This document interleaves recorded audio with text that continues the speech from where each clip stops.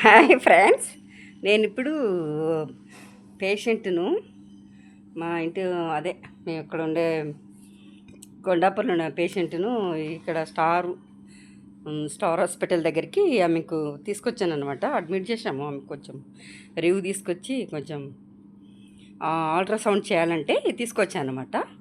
ఇది hospital, star hospital అన్నమాట. చూడండి, సెలైన్ బాటగా అనిపిస్తుంది కదా.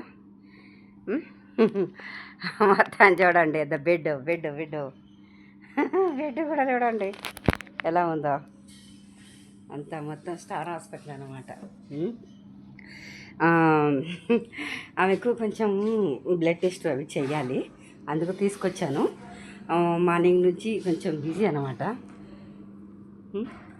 బిజీ. ఇద్దాం బెడ్ కూడా, అంత బెడ్ హాస్పిటల్ అనమాట. ఇది తీసుకొచ్చాను. మీరు మీరు సబ్స్క్రైబ్ చేయడం లేదు ప్లీజ్. ఎందుకంటే మీలాంటి వాళ్ళు సబ్స్క్రైబ్ చేసుకుని లైక్ చేస్తేనే కదా మేము ఏదైనా చేయడానికి కూడా బాగుంటుంది, ముందుకు వెళ్ళడానికి. ఇప్పుడు పేషెంట్ ఏమో బాగానే ఉంది. నేను మళ్ళీ తీస్తాను, పేషెంట్ని తెప్పించేసి పేషెంట్ చూపిస్తాను. ఏమైందంటే ఆమెకు కొంచెం హెల్త్ బాగాలేదనమాట, కానీ ఇప్పుడు పర్లేదు. మ్యాక్సిమం ఆమెకు 90 దాటే అనమాట. 90, ఆల్మోస్ట్ 90 ఇయర్స్.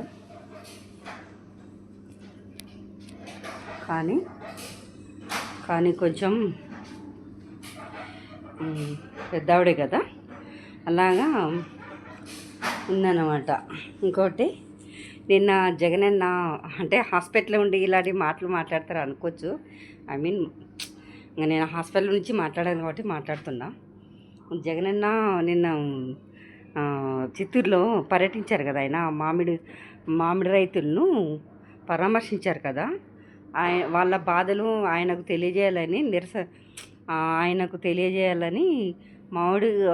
ట్రాక్టర్లతో మామిడి పండ్లను కింద పడేసి నిరసన తెలిపారు. వాళ్ళ బాధ వాళ్ళకి కదండి. ఈ ప్రభుత్వము నిమ్మకు నీరెత్తినట్లుగా ఉంది కదా, అందుకనేసి వాళ్ళ బాధలు వాళ్ళు చెప్పుకున్నారు. జగనన్న వచ్చేంత వరకు వాళ్ళలో కదలిక లేదనమాట. ఇంకోటి ఏమైందంటే, చంద్రబాబు నాయుడు గారు వాళ్ళ కొడుకు అంట, ఎంత ఎంత పచ్చి అబద్ధాలయ్యా మీరు మాట్లాడేది. ఒక సంస్కారంగా మాట్లాడము రాదు.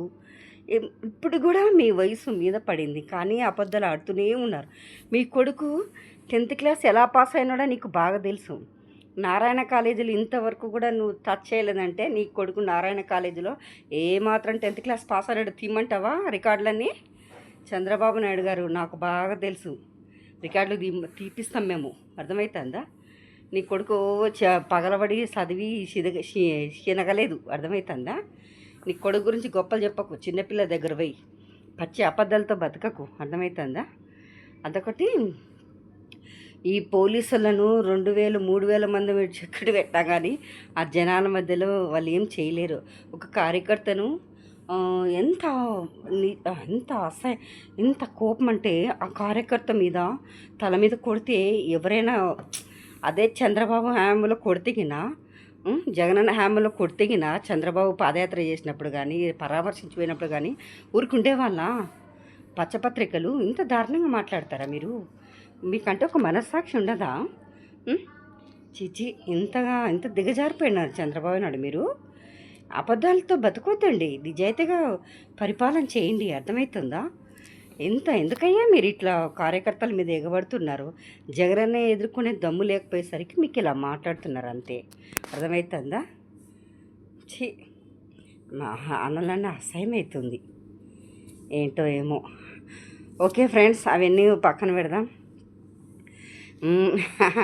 ఈరోజు కంపల్సరీగా ఎందుకో ఈరోజు ఇక్కడ స్టార్ హాస్పిటల్లో ఉండాల్సి వస్తుంది. ఎన్ని రోజులు పడితే తెలీదు, 2 days 3 days తెలీదు. హాస్పిటల్ నుంచి మీకు వీడియో చేసి పంపిస్తాను. అదొకటి. రేపు నా మ్యారేజ్ డే అనమాట. ప్లీజ్ మీరందరూ ఆశీర్వాదం ఉండాలి. రేపు నేను చెప్తాను, రేపు వీడియో చేస్తాను. మీరందరూ ఆశీర్వదించండి నన్ను. ఓకేనా? Bye, good night.